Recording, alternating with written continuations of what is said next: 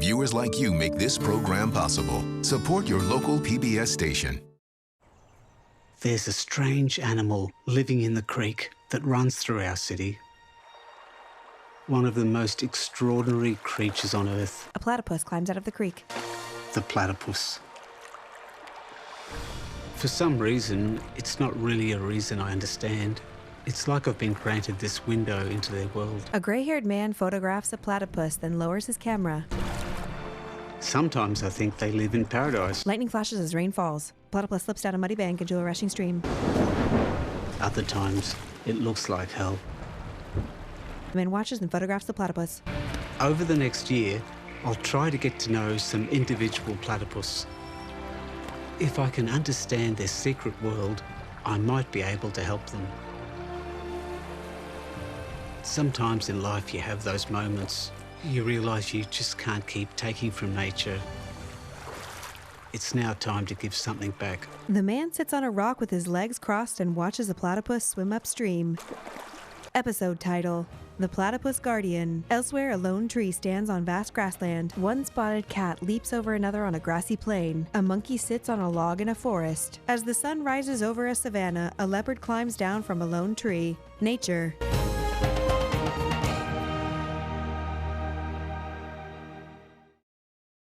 Aerial views of a riverside town. I love living in Hobart. There's nowhere else in Australia like it. It's a small city, surrounded by water, nestled in the foothills of a stunning mountain. Pete Walsh, naturalist. And somehow, in spite of itself, it's remained connected to nature. Pete approaches a forest creek. I think destiny probably drew me to the Waterway. He walks alongside a narrow stream.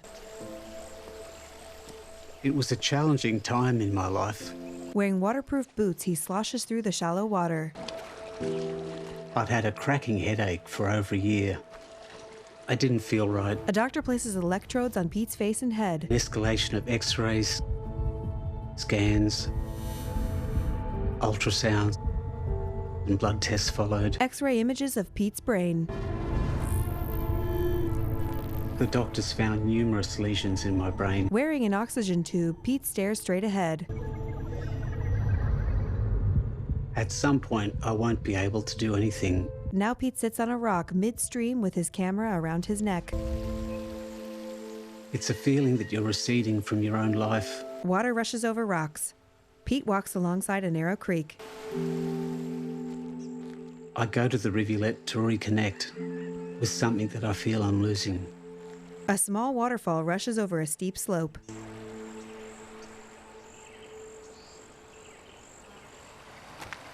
Everyone has tough times in life.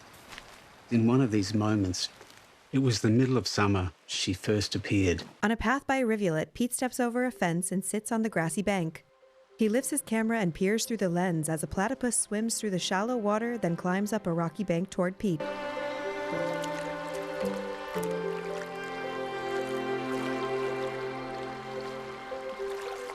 I couldn't believe it the first time that this platypus just zoomed right up to me and put a bill out of the water and started wiggling it as if she was trying to say something. Pete films a close-up of the platypus peering up. Next, Pete treks up a steep hill beside the rushing stream. The more I saw her, the more she'd zoom up to me.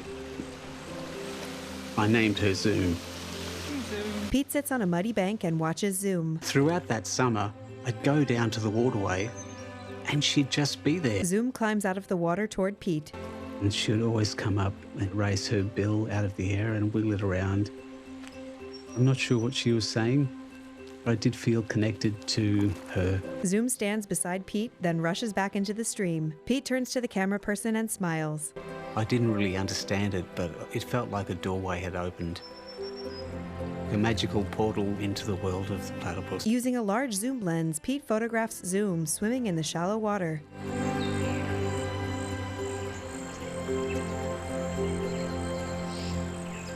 The more I watched Zoom, the more I realised what an incredible animal she is.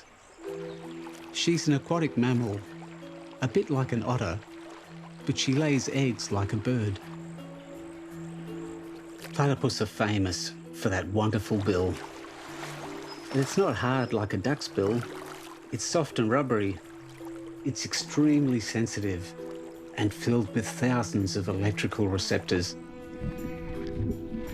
So when she hunts, she shuts her eyes and ears and her nostrils, using electricity to find her prey. Zoom rubs her bill against the stream bed littered with leaves, branches, and small rocks. Her feet have webbing like a frog to propel her through the water, Zoom swims just below the water's surface. and she uses her tail like a beaver to steer. When she dives, she can slow her heartbeat right down, holding her breath for up to 10 minutes. Zoom dives straight down to the leafy stream bed, then swims up to the surface and rubs her bill along the rocks in the shallow water.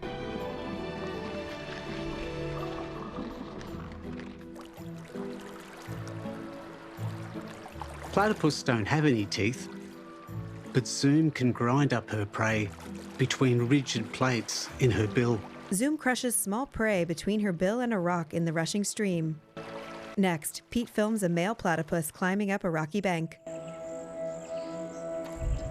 The males have spurs on their back legs Pete films a close-up of short spurs on the male's back legs. that can inject venom into their opponent. Pete zooms in on fleshy sacs beneath the male's back feet. Most people have never even seen a platypus. So it's incredible to think Zoom lives on the edge of the city. Zoom leans down from a steep rock and sticks her bill in the rushing stream before dropping headfirst into the water. But that also creates problems. One day I came across Zoom and everything changed. She was tangled in plastic. Pete photographs Zoom, who is tangled in strips of black plastic in the stream. I knew I couldn't help her without adding to her distress. Luckily, she was able to break free. She had dodged a bullet. Zoom glides through the water. It was as if the natural world was trying to deliver a message. Pete walks alongside a paved path. You have to do something to help the platypus. Next, Pete steps into the stream and picks up a plastic bag. There was so much rubbish in that part of the waterway. Pete pulls a soda can and more plastic bags out of the stream.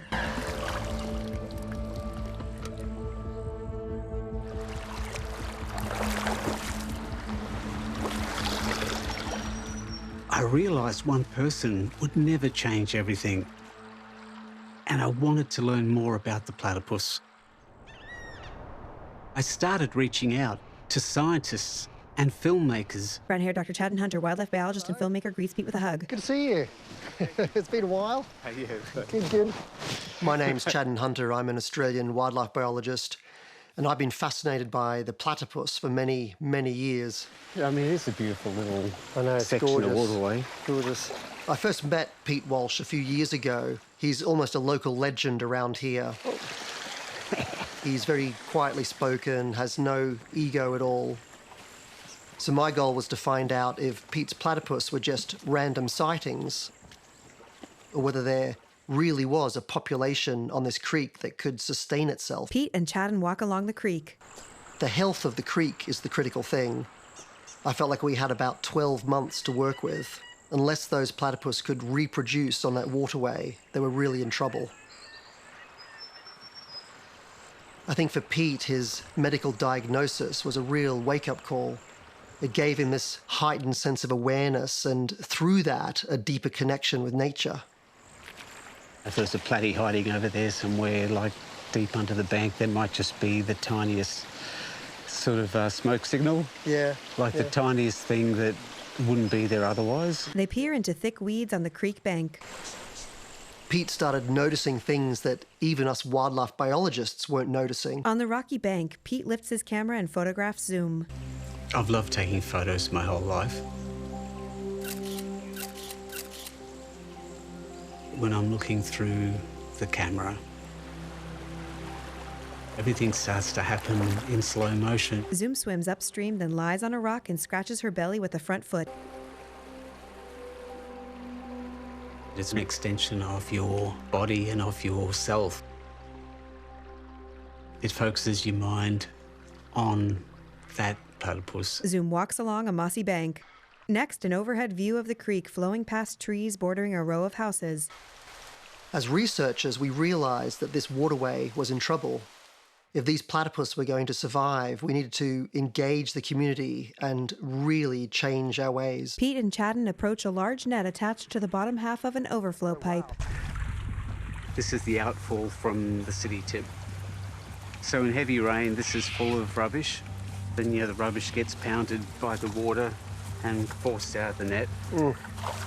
And quite often the net breaks. Pete pulls shredded paper and plastic out of the net. I guess it's the short-sightedness of humanity, really, where let's make a tip, let's make it in a valley above a city, on top of a waterway, and it'll all be okay. Yeah. Everything like that, all the stuff you see in there ends up out here. Obviously, someone's going to eat that, whether it's a platypus or fish or whoever. There's so much of it. I know. It's a miracle anything lives down here. Yeah. They continue upstream through a neighborhood. Hobart's a fairly average-sized town, An aerial view of silos on the edge of town. but it's had a lot of heavy industry over the years. Logging and whaling and tanneries. This one waterway was so important to the history of the town. Sadly, it became an open sewer. Murky water flows out of a pipe and into the stream. But if you look close enough and spend enough time, there's surprising life down here. The stream flows past a verdant bank and through mossy woods. Next, Pete sloshes through the creek, then sits on a log beneath an overpass and peers into a watery niche between fallen branches.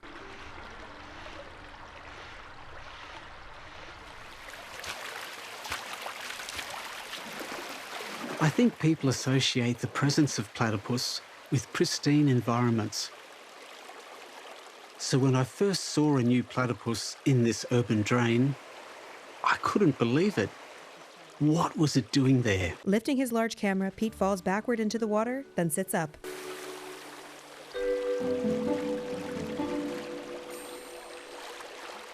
Now, Pete tracks a platypus downstream. It wasn't moving about like Zoom, so we knew it was a different animal. It looked like a young male. He's just up there. His territory seemed to be centered behind the city brewery, in a foamy pool. Sitting on the bank, Pete lifts his camera to photograph the platypus as it surfaces nearby. It was the way this male platypus moved. He never sat still. The platypus dives underwater. I decided to name him Scoot. Scoot surfaces again briefly, then swims off along the foamy surface. Oh, dude, you're so close. He's over there. That's actually pretty cool.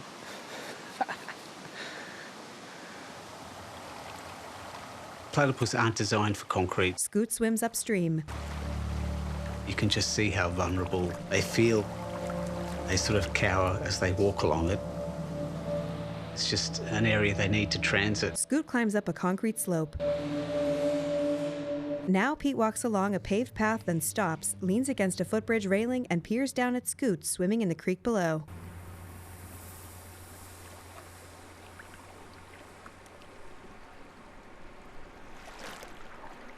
Males during the breeding season are extremely territorial.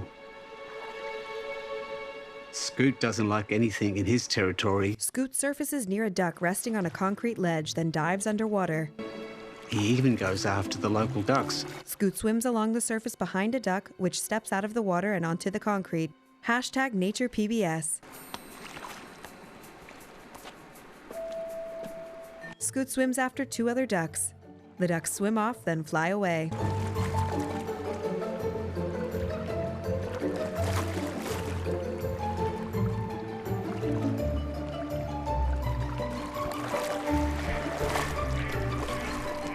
Next, Pete watches Scoot glide toward two more ducks on a strip of exposed concrete. As Scoot nears the ducks, he dips under the water's surface. It's pretty funny.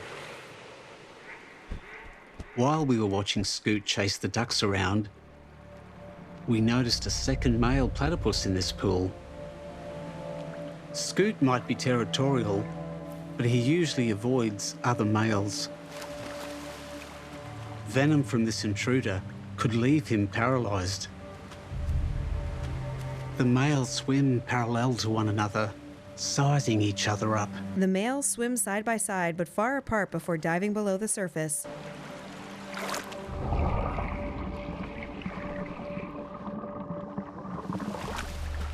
On the bridge, people watch as the two males resurface, then swim toward each other. The males wrestle one another to a ladder on the sloping concrete embankment. The other male pins Scoot under a metal ladder and seemed to ram his spur in. On the bridge, a man holding his young daughter points at the two males fighting near the bank before dipping underwater. Another man points as Scoot climbs out of the water and up the opposite bank. Perhaps there's not enough food in this territory for two males. Scoot swims upstream. I wanted to learn more about what platypus eat. So I got in touch with an expert who might be able to help. Carrying nets and buckets, Pete and a gray-haired man trek alongside the creek in the woods. Today's all about learning more about the health of the Hobart rivulet. And one great way to do that is by counting water bugs, because as well as being the platypus's main food source, they're also a really accurate indicator of waterway health. We're really lucky to have John here to help us today. He is the water bug wizard. He runs the National Water Bug Database. John Gooderman, freshwater ecologist. How could you say no if you were a platypus? You've just got one chomp and, that's brekkie. John and Pete dip their nets in the water in search of water bugs. Now underwater, tiny bugs with long abdomens climb on logs and leaves. Water bugs themselves are fascinating. There's a whole miniature world down there. Some build their home from sand grains. Some build their homes from sticks.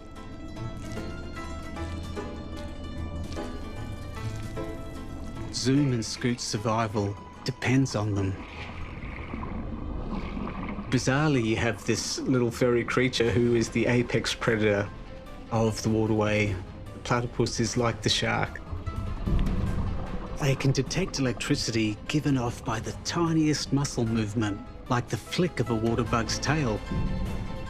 I think water bugs know they're in trouble when there's a platypus in the area. When you see underwater footage of a platypus foraging, what you do see is water bugs just bailing in every direction, trying to escape it. A water bug quickly swims to the surface. Pete steps out of the water and follows John along the bank. Later, they sift through leafy debris from the rivulet flanked by concrete retaining walls. There's lots in the main river up there, and there's not so much here. It's that simple. And I guess it's just going to get worse as we go into its town. It's going to get less and less bugs, less and less food. Next, in a stream flowing through a narrow concrete channel, Pete stirs the water with his feet while John uses the net to search for specimens. Slime. Nice. Alrighty, how's that? Let's have a squish. That's heaps of slime. The nutrients and the sunlight and everything means that all we've got here really is lots and lots of green slime. From the water testing I've done here with John this afternoon, we found one water bug, in total. The quality of the waterway degrades the further you travel from the mountain down towards the city. An aerial view of the city and river beyond. It was clear that Scoot's home range was a hard place for a platypus to live. Now in the woods at the edge of town, a platypus pokes its head out of a pile of leaves on the side of the stream. Further upstream, it was like platypus paradise. The platypus scurries out of the leaf pile. I love autumn in Tasmania. A red-breasted blackbird perches on a branch. There's a lot of animal activity. A porcupine waddles through the woods. A gray and white bird flies from a high branch. A yellow leaf floats swiftly downstream. Water rushes over rocks as a platypus swims in the pool below. Crouched on the bank, Pete sits holding his camera. I hadn't seen Zoom in a while, so I headed upriver. Zoom swims upstream past Pete, who watches her with camera in hand.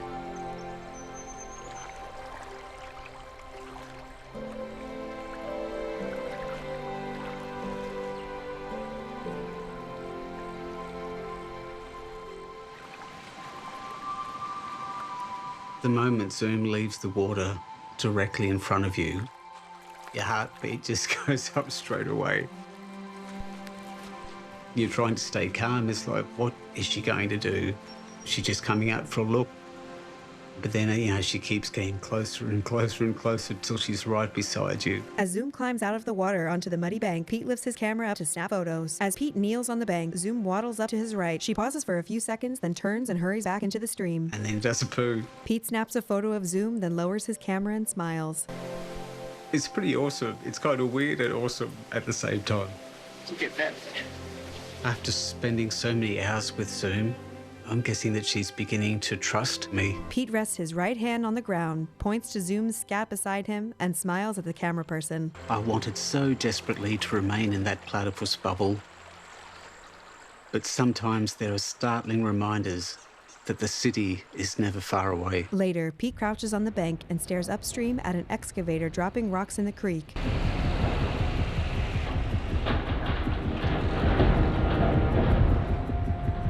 Next, carrying a shovel, Pete trudges up the stream and digs gravel out of the stream bottom. So up until a few days ago, this was a beautiful pond full of leaf litter and branches, somewhere the platypus would often come and rest and forage before they headed upstream. And now basically it's a massive gravel pit.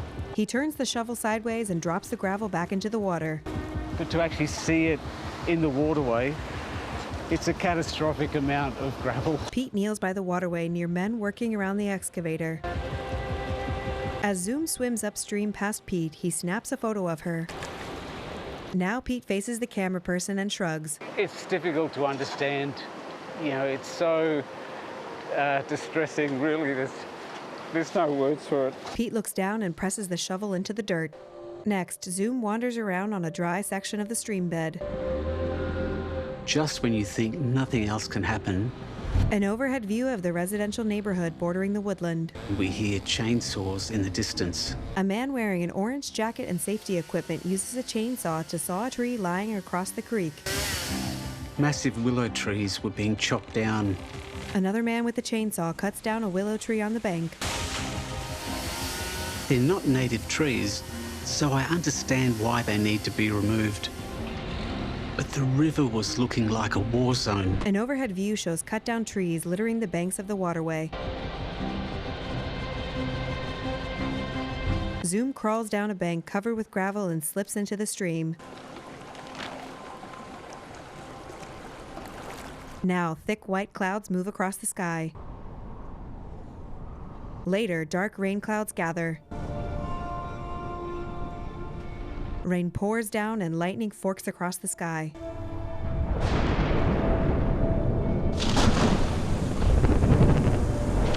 A view from above shows the deluge of muddy water cascading from the flooded stream into a reservoir. Elsewhere, Chad and Hunter. Another thing that happens to this river in autumn is we get heavy rain, causing severe flash floods. The floodwater pushes branches and other debris into the reservoir. They wash logs down and they create dams. Debris gets built up. Logs and branches collect at the base of the uppermost metal fence lining the pedestrian bridge as the floodwater quickly flows past underneath. Downstream, muddy water rushes over large rocks and over the banks of the waterway.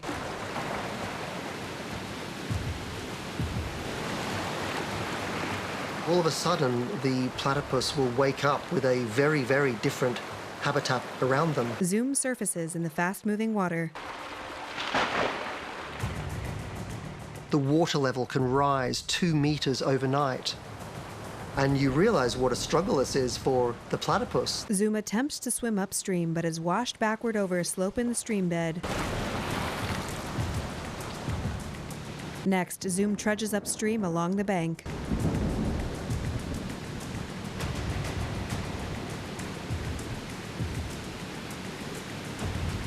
As she tries to climb up the muddy incline, she slips back into the waterway and floats downstream.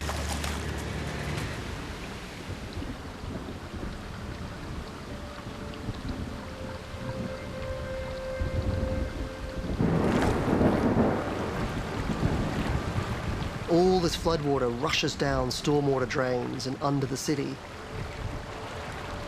But for us, the single most dramatic thing about this flood is that zoom went missing. In an aerial shot, the camera zooms down toward the stream flowing into an underground tunnel. Zoom might have been washed underneath the city, maybe out into the harbour, we don't know, but I think Pete just couldn't let this go and he had to go looking for her. This is really where our creek changes personalities from heaven to hell. This is like entering the underworld. Wearing a backpack and shining a flashlight, Pete walks alongside a narrow channel of flowing water through the tunnel.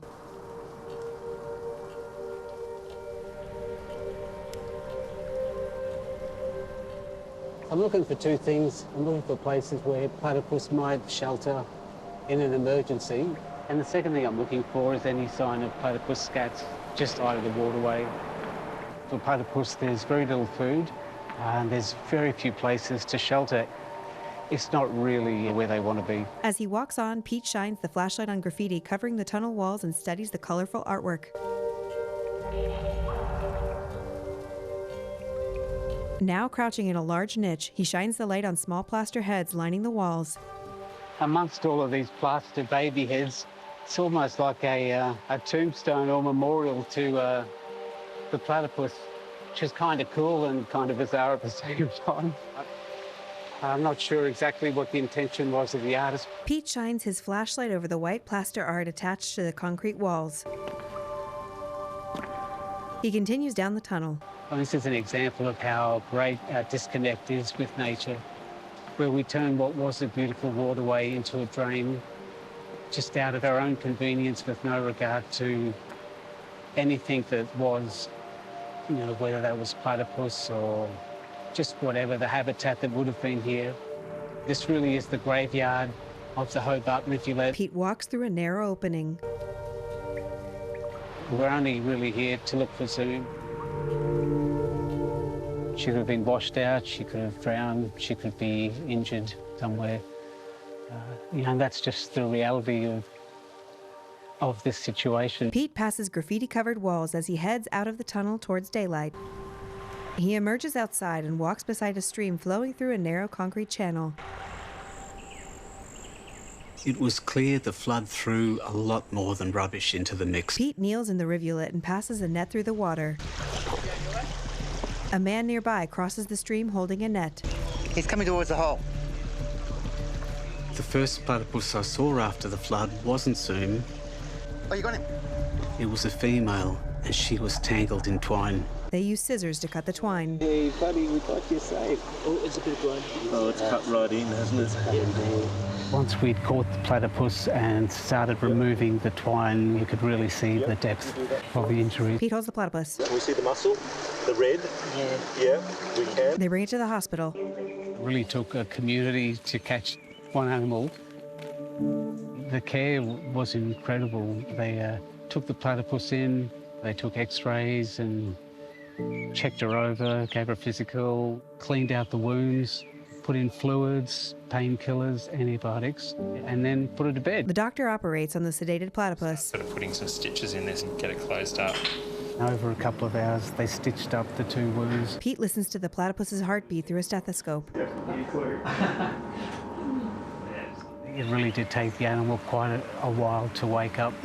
I think there were a couple of concerned looks. The platypus yawns as she's held in the nurse's hands. Finally, her eyes opened and she started wriggling around. Yeah, that was a relief. The doctor rubs the platypus's head with a gloved finger. Come on, Bubba, waking up, please. Pete walks outdoors. So we're down here at the rivulet to collect some goodies to make the platypus feel like it's at home. We're getting some fine gravel, some pebbles, leaf litter. Hopefully there'll be some water bugs amongst all of that as well. Pete puts creek bed material into a plastic box.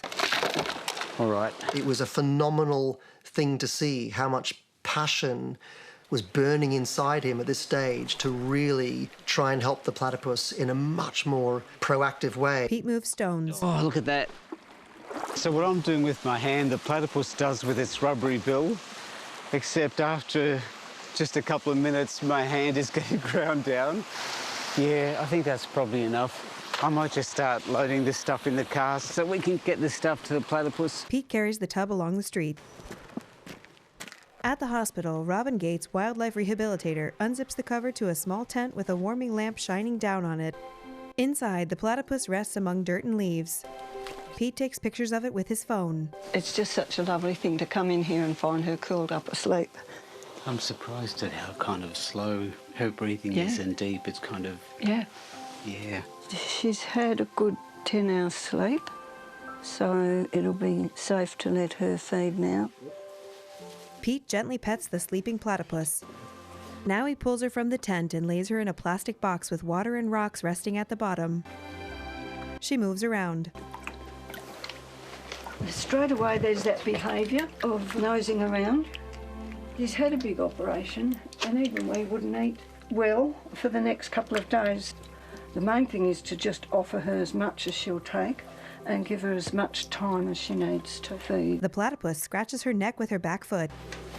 That would have been the first time you've handled a platypus, is it, Pete? Yeah, that's amazing. Yeah, that's been a beautiful thing, this morning.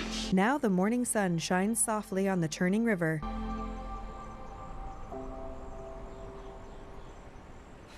Pete and another man bring a pet carrier to the creek bed. Pete removes the platypus from a small sack. Hey, look at that, look at that.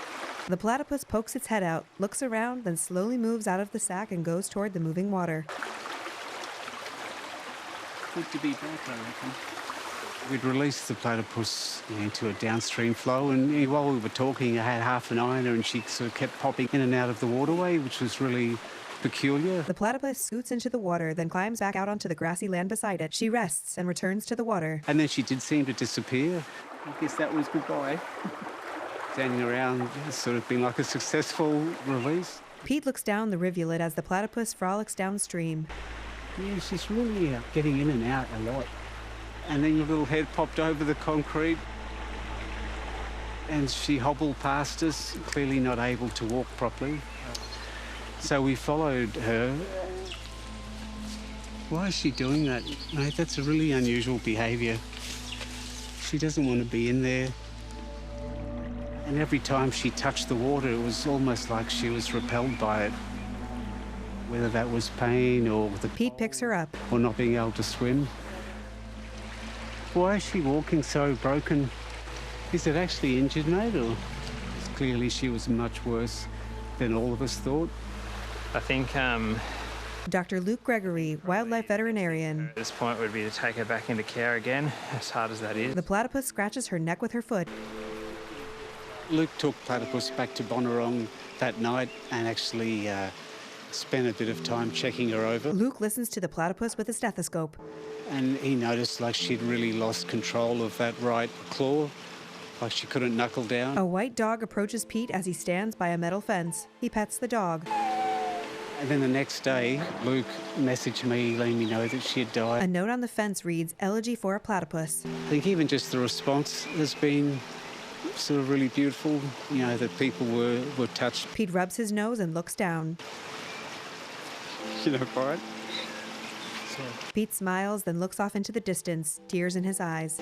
At the fence, he looks at a ribbon left there in tribute. It's a waste of an amazing life.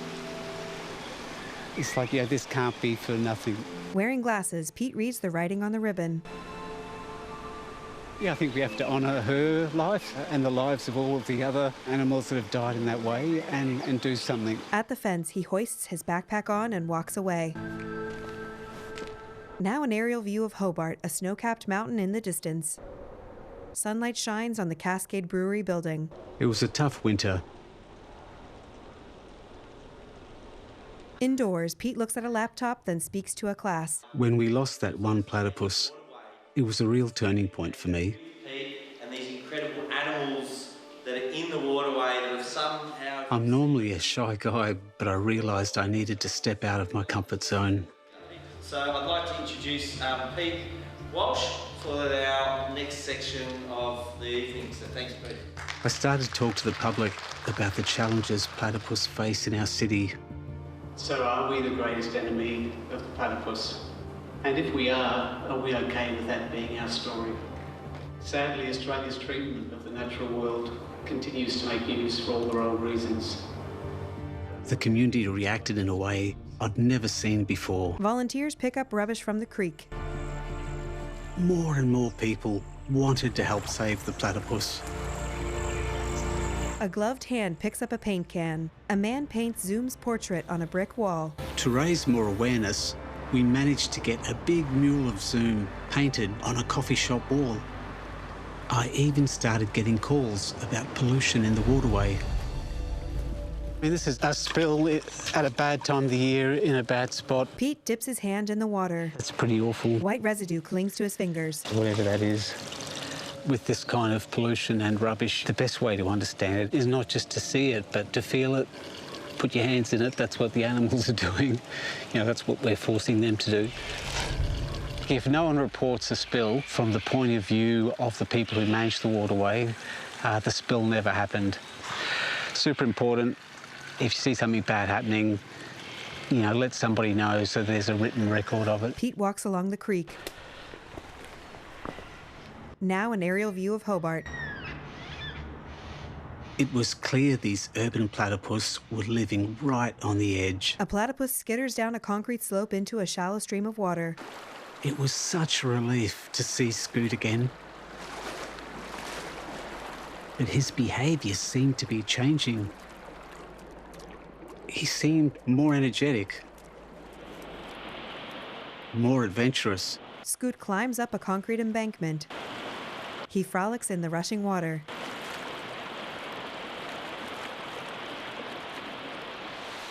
We watched him climb up and out of his cement world. Scoot climbs over the embankment. Pete walks on a grassy path. Scoot enters a trench of rushing water. There must be something drawing him up the waterway. He's on like a supercharged patrol. Pete observes Scoot from a fence above the embankment.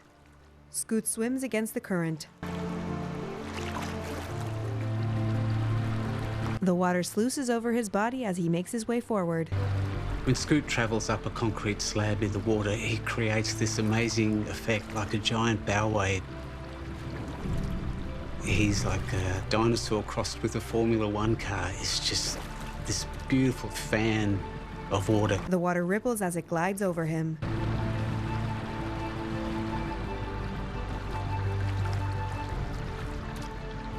Scoot was clearly on a mission.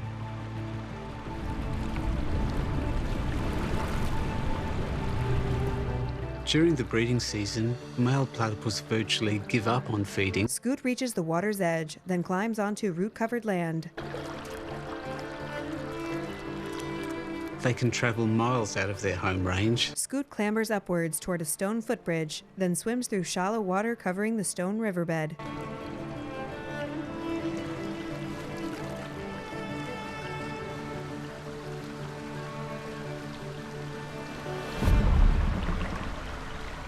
It's amazing to see an animal that's built for swimming actually try to climb a waterfall. Scoot tucks away the webbing on his feet and uses his claws to climb up rocks. The water glides over his body as he approaches a waterfall pouring over large stone slabs. Water rushes with great force between two large rocks. It doesn't always go to plan. Scoot climbs up a rock, then falls over the edge. He climbs up another moss-covered rock, then slides down just as he reaches the top.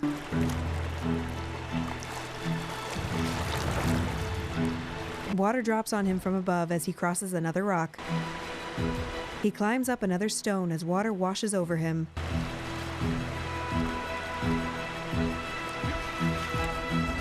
He finally makes it to the top and slowly wades through the shallow water running down the flat surface at the top of the waterfall. Pete and Chadden observe from a distance. Chadden points. Here we go. Right on the edge. Scoot swims in calm water past the falls. It was a relief to see Scoot finally make it into the pristine part of the waterway, you know, above the suburbs, above the city. An underwater view of Scoot swimming in the shallow, rocky water. The only problem was that Scoot had wandered into the territory of a much bigger male. Scoot swims past a larger platypus who observes him from the side of the channel. He turns and slowly follows Scoot. Now, Scoot and the large male platypus tussle in the water.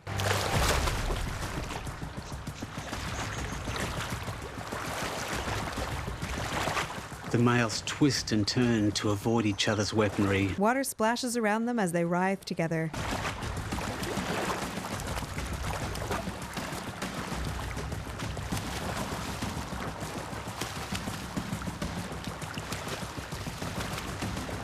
Scoot wriggles on top of the other platypus on the dry land near the water's edge.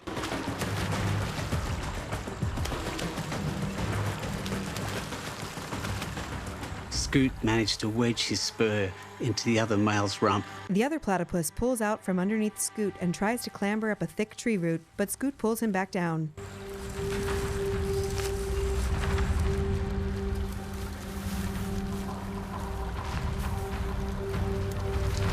They roll together, then waddle away from each other.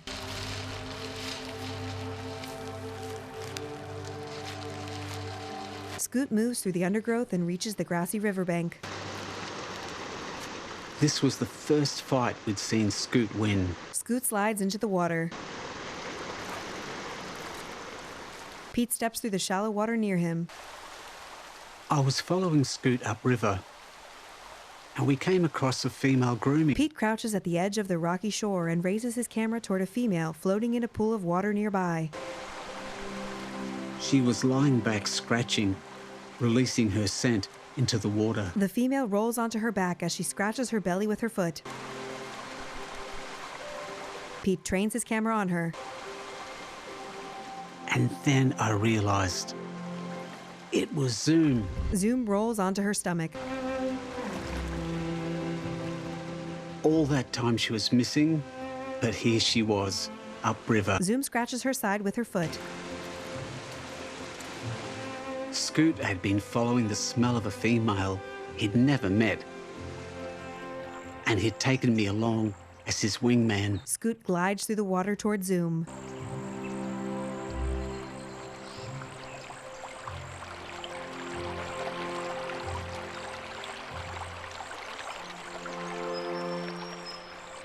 He reaches her, then touches her rump with his bill. Zoom moves away and Scoot follows. Mating doesn't happen immediately. Scoot nips Zoom's rump again. There's a fair bit of foreplay for platypus.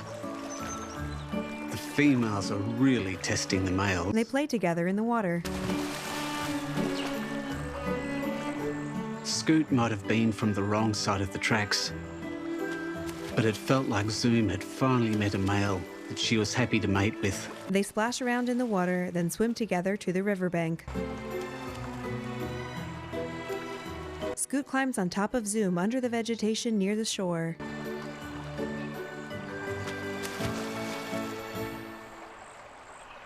Later, they float languidly together. They put their bill on each other's tail, like they're in a trance.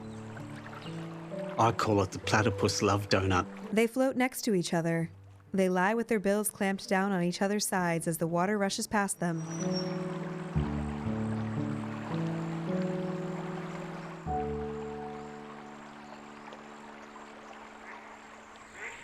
Flowers bloom near the rolling river on a sunny day. A duck swims in the shallow water, her many ducklings trailing behind her. It's now the height of spring, the peak of the breeding season. It was soon after mating that Zoom seemed to go on her own mission. Zoom climbs out of the water and traverses the forest undergrowth. She climbs over a tree root and up a small hill. She's trying to find a burrow that is high enough to be above the flood levels. She might dig up to 10 meters into the dirt to find a safe place to lay her eggs. Zoom digs into the side of the hill, dirt falling around as she burrows her way in.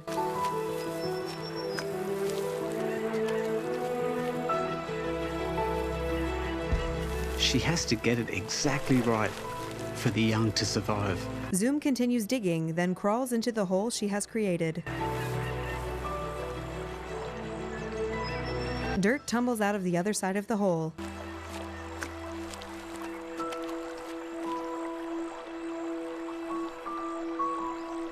Zoom carefully pokes her head out of the other side, then crawls out and slides her way down a small hill.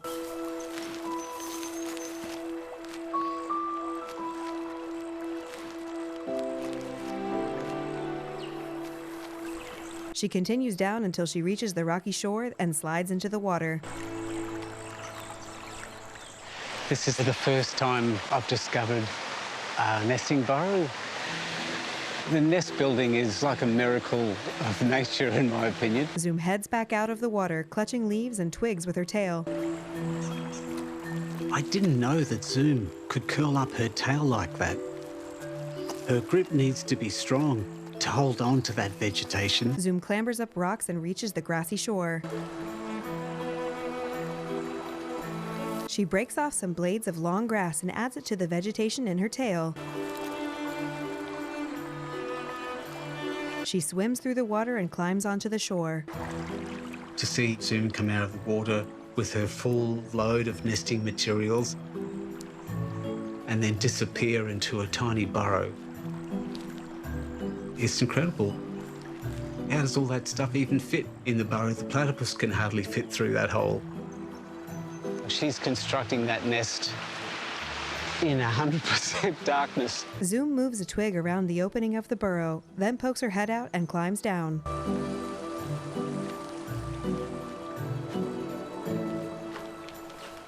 We were super fortunate to find Zoom's burrow, so my strategy is to place a number of trail cameras around that burrow, out of her way, and just leave them running. When they see something happen, they'll send me an alert. Pete taps a button on a camera attached to a tree, then walks away. At a clearing near the forest, women distribute supplies to volunteers. So many people had heard of Zoom by now. This one platypus was really inspiring the whole community.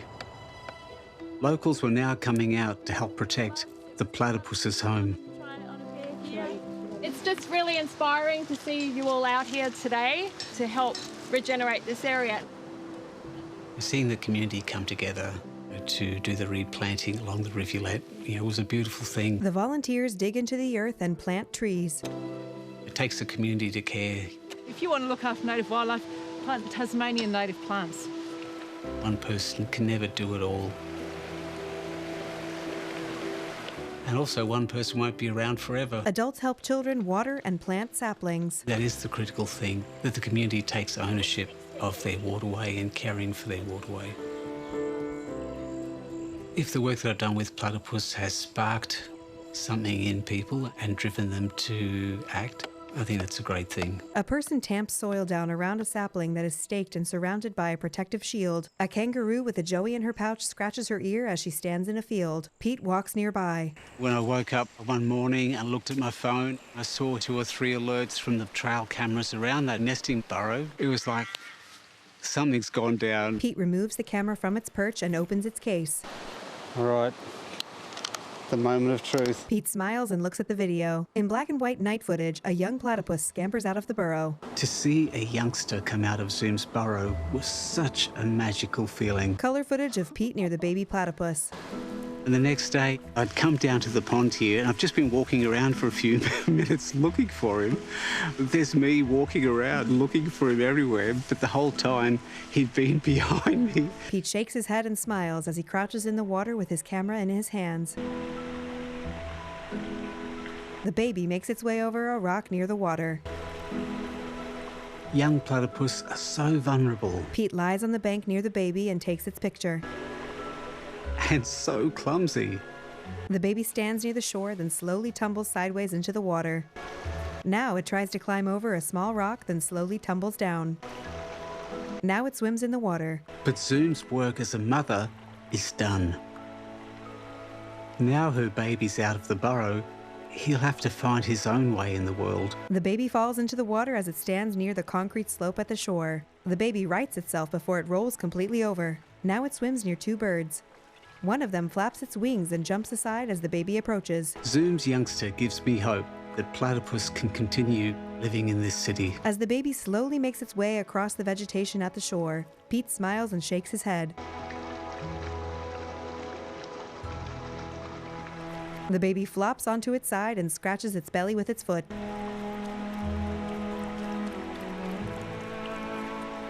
You know the odds are stacked against a young platypus surviving, really, like he has to find his home in the platypus world. But you really want to do whatever you can to give him the best chance of surviving. The baby wiggles near the water's edge, then dips its bill into the water. Pete lies nearby, his camera at the ready. It's been a beautiful journey. If I died tomorrow, it'd be pretty sweet, you know. Pete scratches his beard. Now he lies next to the baby, his camera mere inches from its body as it wiggles and scratches itself. Elsewhere, the baby noses around the riverbank floor. Now, Pete walks down the watery floor of the concrete tunnel leading away from the rivulet. I think the rivulet's come a long way from what it once was. But if we were to come back in, say, 5 years' time, hopefully we'd see a much cleaner waterway. Various views of the rivulet. Pete walks down a paved path. So when you look back at your own life, A close-up of Pete's brown eye. An image flashes of him sloshing through the rivulet. is your legacy that you lived and enjoyed nature? Or lived and cared for nature? Images flash of Pete tending to the injured platypus near the rivulet, and then later at the animal hospital.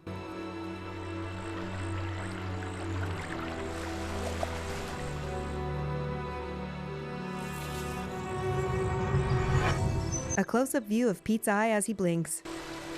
I thought I was going there to look after nature, but really it was nature looking after me. Now he stands at the top of a waterfall in the forest. Nature, The Platypus Guardian. Director and producer, Nick Hayward. Director and executive producer, Chadden Hunter. Producer, Fraser Johnston.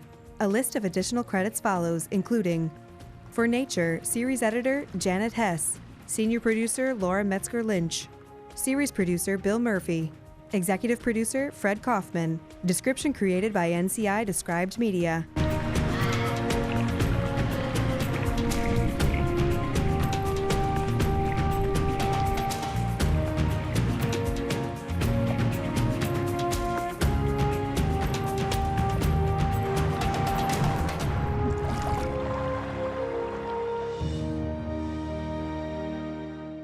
The WNet Group, media made possible by all of you.